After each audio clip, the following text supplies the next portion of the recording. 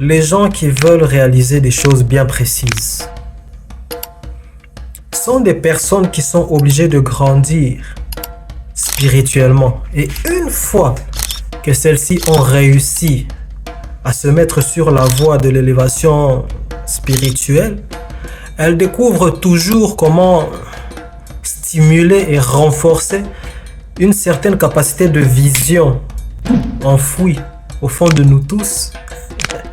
et qui, une fois maîtrisée et mise en action, confère un comportement rigoureux au point de pouvoir être perçu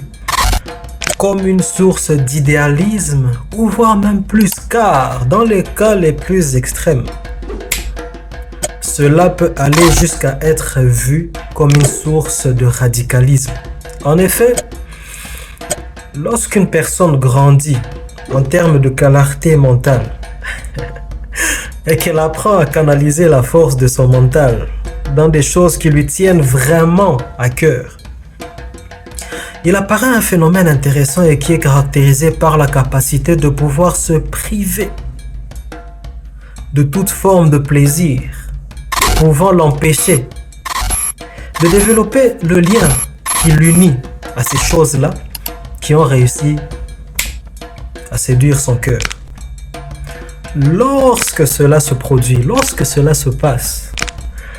on peut effectivement penser que cette personne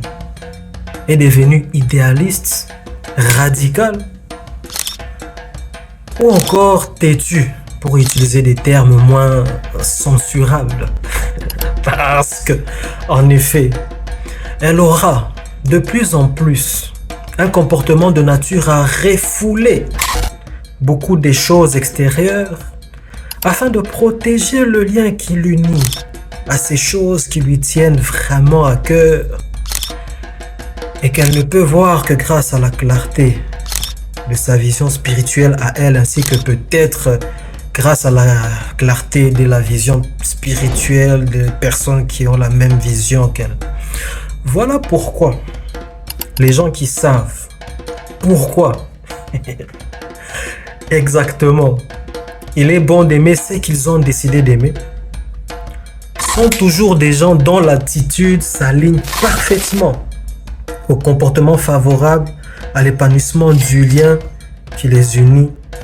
à ce qu'ils ont décidé d'aimer. D'ailleurs, cela est quelque chose qui participe à cultiver et à nourrir la discipline comportementale grâce à laquelle ces gens peuvent faire en sorte